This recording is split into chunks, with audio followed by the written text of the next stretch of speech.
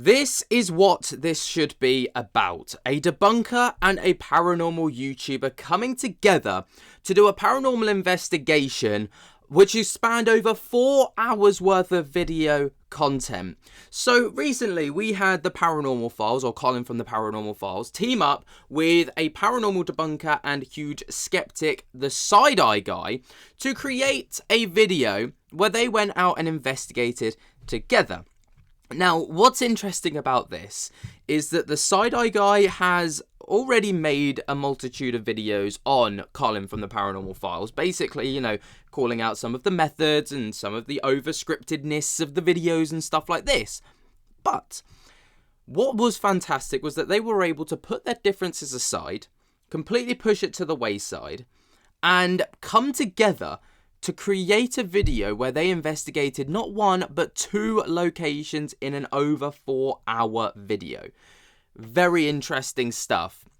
Now, obviously, the video, of course, does follow Colin, but he takes a skeptic and a debunker to 2 paranormal locations in the US. So, the Old Park Hotel in Texas and the Nevada State Prison. And, of course, the goal is to try and capture evidence of the paranormal to test whether skeptics' disbelief still affects their experiences, or if they're still disbelievers by the end of the experiences. Now, despite the skeptics' initial doubts, some experienced frightening encounters through the Old Park Hotel investigation, and notably less active than expected. Alright, so it's a very interesting contrast, because obviously we know Colin to have these kind of hyped up big moment videos, and then you've got the Side-Eye Guy and you've got the other people involved who, are Dawson Taller, for example, or Taller. He's a huge skeptic, for example, and, the way that they kind of contrast in the video, you'd almost think that they'd be butting heads throughout, but they're not. It's really it's a really interesting watch, to be fair. So if you haven't seen it, obviously go over to the Paranormal Files YouTube channel, but we're going to kind of break it all down right here. So the first place that they investigate is the Old Park Hotel in Ballinger, Texas, which is a historic building with multiple construction phases dating back to at least 1886, and it has served as a boarding house, brothel, and multiple hotels, with a history tied to even outlaws like Bonnie and Clyde, John Wesley Hardin, and Sam Bass gang. Notably, there are a lot of notable tragedies, of course, in this location, including an incident of a shooting of a 5.5-year-old girl, Wilma, in 1919, and rumours of abortions and murders linked to the brothel's past. Now, the hotel is known for apparitions, growls, cold spots, particularly in the upstairs area, which some believe to be a portal. An Ouija board reportedly made from wood tied to the Dead Files episode is associated with the growling noises and the name, quote, David. And a disturbing incident involving a guest described as the, quote, satanic girl, who claimed to conjure demons whilst she was seen twitching and staring into a mirror in a room linked to suspected murder. Now, obviously, it's very, very interesting.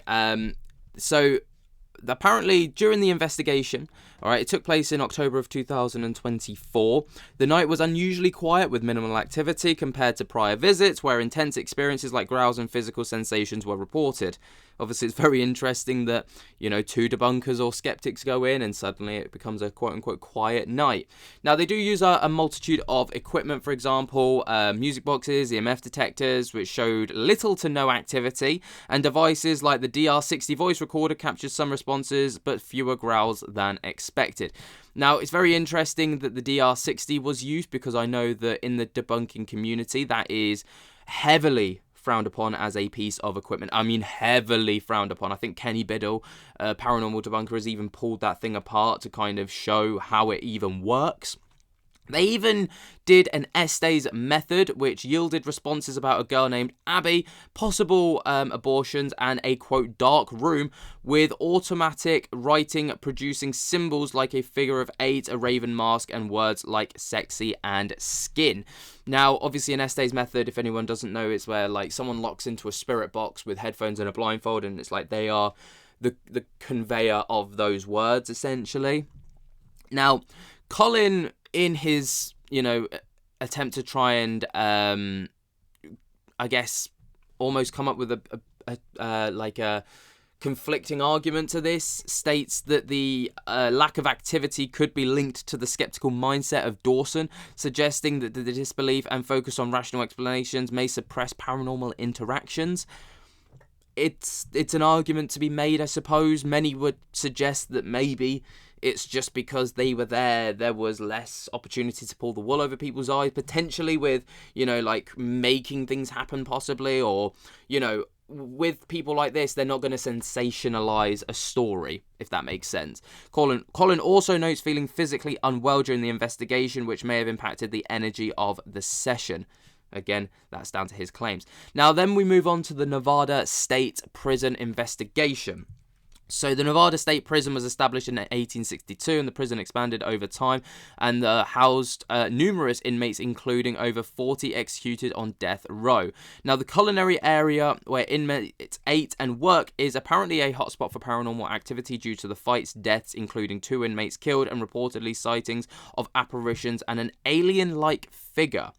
Now, the prison is known for loud noises, footsteps, and the voice of mimicry, with the death chamber linked to intense experiences, allegedly, including a recent incident where investigators felt possessed or altered after entering. Fuck me, did Zach Bagans go there or something? Portals are rumoured to exist, contributing to a high level of paranormal activity. Now, this was conducted with the side-eye guy, a debunker, whom Colin has a complex history with, but now maintains a friendly relationship. Obviously, they set up immediate activity in the women's cell block, they experience immediate activity, including loud bangs, thumps, and music box activating, suggesting something was following them. Now, Colin does emphasise the importance of intention and open-mindedness in paranormal investigations, arguing that skepticism can dampen activity, as seen with the quiet old Park Hotel session. Now, he contrasts with the more active Nevada State Prison, where even a debunker witnesses unexplained phenomena, which is very interesting, because obviously, as we know, the side-eye guy is more on the lookout for something to make him believe, as opposed to just kind of calling out fakery. Now, the episode obviously explores the tension between believers and skeptics, with Colin advocating for the middle ground where skepticism is respected but not absolute disbelief. There's also personal anecdotes like the satanic girl and Colin's encounter with the ghostly woman massaging his scalp, highlighting the unpredictable and subjective nature of paranormal experiences. Now, equipment like the DR60 and Estes method are used ultimately, with results open to interpretation, of course, reflecting the lack of definitive science in ghost hunting. Obviously, that was just kind of like the first half of the video. Now, moving into the second half, because obviously it's like well over 2 hours long, there are some other kind of more notable things that have gone on. So there was activity in the women's cell block. So the team consisting of Colin, Connor, and the side-eye guy begins in the women's cell block, where they suspect a female spirit is actually following them, and they address this spirit, noting that some are afraid of her, but suggest that she may actually like them. They experience immediate activity, including loud bangs, thumps, and a music box activating, indicating a somewhat weird presence, and Colin invites the spirit to make noise or interact with the equipment, such as lights or EMF detectors. Now, they also note a suppressive or oppressive evil energy, with Colin and Connor feeling physically unwell, nauseous, sweating, and experiencing body aches despite the cool 50-degree Fahrenheit environment.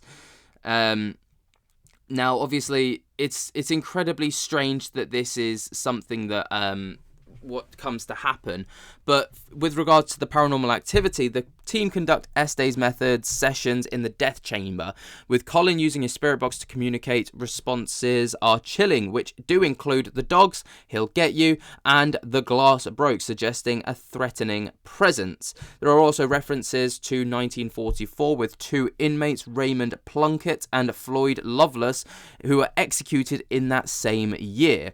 When asked if they were speaking to Raymond, who killed his 5-month-old son, the spirit box responds with, "Hell yeah, buckshot," and "gravy in peace," followed by denials like "not it" and "shut up" when pressed about the crime. Now, obviously, that's to be interpreted. I suppose, because, you know, a lot of people are going to say the fact that Colin's got it and is under the kind of scope, you know, there's an argument to be made. But if it was the side-eye guy, many people would kind of be a bit more, you know, maybe inclined to believe. Now, Colin emphasizes, and this is kind of the whole point of the video, was to kind of bring two worlds together. Now, Colin emphasizes the importance of open-mindedness within the paranormal and within investigations, noting that the side-eye guy's willingness to experience something led to more activity compared to the quieter Old Park Hotel investigation with Dawson, who is a staunch skeptic, by the way. Now, the side-eye guy's debunker mindset is evident as he tries to rationalize the noises suggesting a car or animal, but acknowledges the unexplainable, particularly the lever sound or the spirit box responses. And this aligns with Colin's hypothesis, of course, that skepticism can potentially suppress activity. Now, it is interesting because they both seem to walk away, both the skeptic and the debunker seem to walk away with a bit more of an open mind to the paranormal, let's say, kind of, you know, after experiencing things that they may not necessarily be able to explain away. They do try and rationalize it, but ultimately they weren't able to. You know, it's very interesting to kind of see, and I think this is ultimately what people want to strive towards. All right, yes, you can call out someone, but to a degree, them getting called out, so Colin getting called out by the side-eye guy, instead of it leading to a heated debate or argument or battle online, it turned into something, and it was used, the constructive criticism was used to move forwards, all right, and to kind of better their content, and the side-eye guy was able to, you see that, come together and be like, you know what, we can make something happen here. And the fact that the side-eye guy was so open about it, and the fact that Colin was so open about it, is commendable to both characters. And I think it's actually really interesting to see how they collaborate on this. Like I say, if you are interested, go over to the Paranormal Files YouTube channel. I don't know if the side-eye guy is going to upload a video about it himself. The video is titled, I'm a Believer Now, Taking a Skeptic and Debunker Ghost Hunting. Obviously, they go to two separate locations. It is really, really worth a watch, especially if you're interested in either the Paranormal Files, Side-Eye Guy, Dawson, whoever. It's well worth your time. Let me know what you guys think about this down in the comments below. Are you happy that this is the direction that it's gone in? Let me know down in the comments while you're down there. Jump to get the hell out of that like button and subscribe. And until next time, I'll speak to you later. Peace!